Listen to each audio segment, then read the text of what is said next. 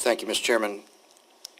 Ms. Lips, let's talk about the I think it's 6.8% error rate that has been mentioned in the program, improper payment rate, either those receiving too much or those not receiving enough. So, okay, I'm going to make you a deal, and I'm sorry Ms. Pingree is gone, because I think she'd like this. Why don't you get that error rate down from 7 to 5, recognizing any program is going to have some error, some slippage. You're dealing with states and human contingencies and on and on. You get it from 7 to 5, about a third reduction, and we'll take that 1/3 and move it into the farm-to-school program, which is about $1.2 billion, by the way. So the total error rate problem translates into over $4 billion. So will you take that deal? I don't have authority to agree to that, Ms. Fortenberry, but I like it. Okay. I will say that. But here's the goal. Obviously, this is a bit tongue-in-cheek, but the goal is nobody wants to waste money. Nobody wants to see people cheating the system. To the degree that we can reduce that error, you actually empower other programs that are producing significantly good results, farm to school being one of them. Let me turn back, though, to the issue of dietary guidelines, which we touched on a moment ago. So these began in 1980, and there is a correlation to increasing obesity rates that began at the same time. Now, it's probably a lot of complex variables in there, so you can't blame it exclusively on the dietary guidelines. But what type of correlation do you see? In 1980, we saw obesity at rates of 15%, and for adults, 5% for children.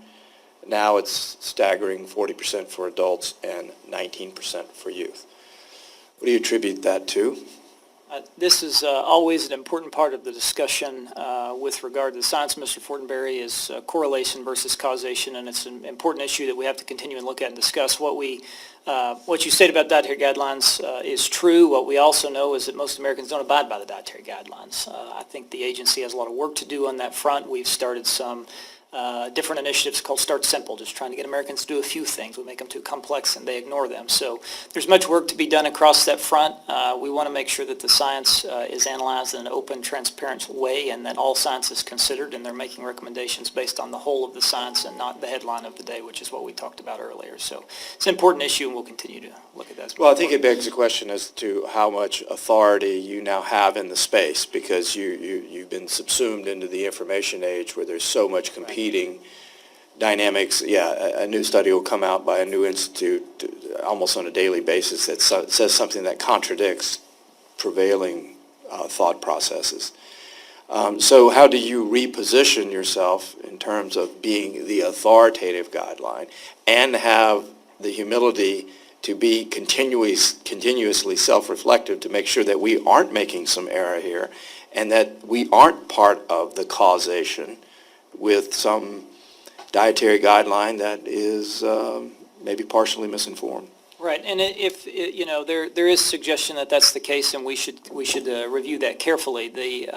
I think with regard to people trusting what the government has to say in this space, the process has to be open, transparent, inclusive, and based on science. And when we set out in this process, that's what USDA set out to do. I think that's what they set out to do last time. There was a lot of concerns about that. So we're doing everything we can to increase transparency and opportunity for input in the process to make sure that everybody sees that sausage as it's made. And one of the things that the secretaries, this is not just USDA, it's HHS, but are committed to, we talked about at the beginning, is that if the government is not sure, that we ought not to speak. And so we need to make sure that when we're looking at the science that we're speaking on those things of which we have great data to show that that may affect health or not, and then we're not moving back and forth with the headline of the day when the government speaks. Well, I think it's a good news and bad news story. I think there's a growing awareness of this problem, again, of food and health relationship. I think there's a growing awareness, again, of the word wellness has been fully incorporated into most vocabularies. People are very much aware that the stressful dynamics of our overbusyness and scheduling are taking us away from what used to be traditional times for meals and socialization around meals.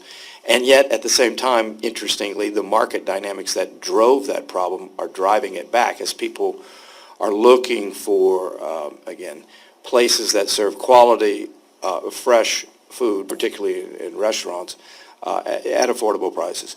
But this is changing in terms of the grocery dynamics as well.